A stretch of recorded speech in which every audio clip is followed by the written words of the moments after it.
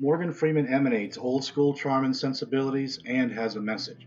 But Black Lives Matter is not fond of it because their message is black people are victims of a system that's rigged against them because of the color of their skin. Morgan Freeman's message is that's bullshit because in 2016 America, people are defined by their choices, not their race. And he's right, you know. Now, no one's saying racism doesn't exist, but that racism doesn't exist on the scale or anywhere near the level that Black Lives Matter wants people to believe it does. They want people to think that blacks in 2016 America are being systemically oppressed by whites like it's apartheid South Africa, when in reality, racism has been rejected by our society, flushed down the toilet of really bad ideas like women not having the right to vote, open persecution of gays, Asians not having a Chinaman's chance, and disco music being popular. Black Lives Matter's premise that blacks are being disproportionately killed by whites, especially white cops, because of systemic racism just isn't supported by facts, statistics, reason, logic, or reality. They're quick to point out that blacks are arrested, imprisoned, even killed by cops at a higher rate than whites per capita, which they are. But it's not because of systemic racism, but because of committing an insane amount of more crime, and not just more crime than whites per capita, but more than every other racial demographic in the US. Any demographic of people, regardless of race, gender, religion, or whatever, that commits a grossly disproportionate amount of more crime than another demographic is going to come in contact with the police more. This shows the percentage of U.S. crime committed by each of the four reported race demographics, normalized so each is an equal 25% of the population, comparing apples to apples. Note, here the FBI opts to lump in Hispanics with whites. The murder rate is certainly disproportionate, and by the way, the black murder rate is not this high because of racist police profiling black people. And the rape rate, and it's not this high because of economic depression.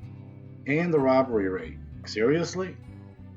Point made. Now, there are real issues and problems that people in America face. We the people should be coming together more than ever and not reverting. Bottom line, Black Lives Matter spreads misinformation and instills animosity instead of giving direction and sound advice. And speaking of sound advice, you also get personal. You share a bit of your life story in the show. You talk about growing up collecting bottles to go into movie theaters. Do you think poverty is part of genetics? Answering your questions. No, you can't say that. I don't think wealth, personally, I don't think wealth and genetics have anything to do with each other, actually. If you're born in the U.S., it really doesn't matter the condition of your birth.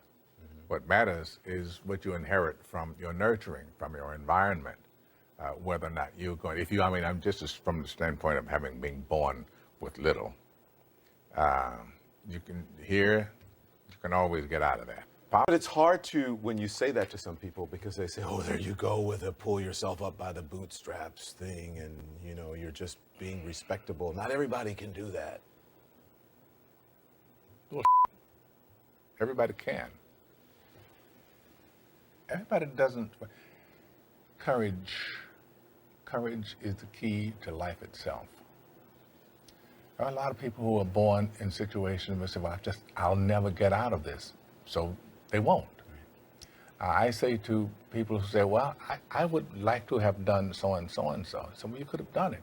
So, well, I couldn't get out of here. Man, the bus runs every day. You're exactly right. Yeah. If you can conceive it in your mind. If you can think of it, you can do it. That's the human condition. If we can imagine it, we can do it. Right. And I think that's the condition of each individual human. Right.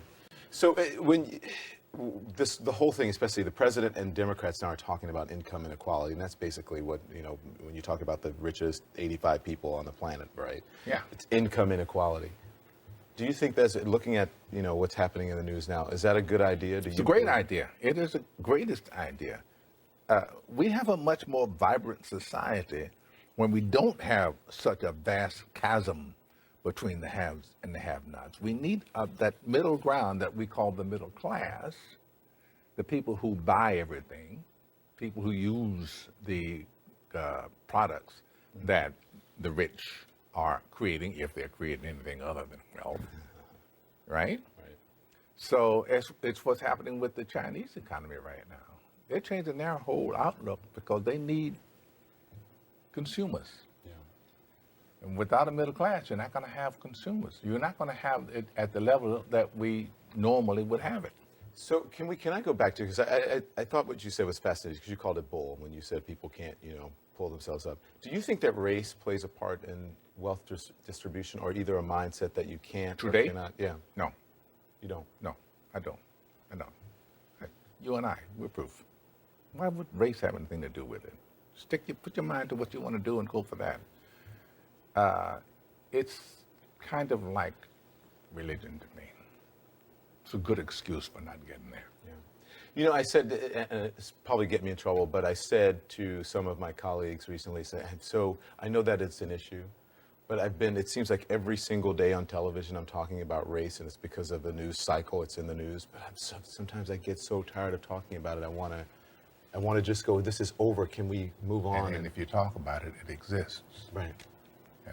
It's not like it exists and we refuse to talk about it, but making it a bigger issue than it needs to be is the problem we have.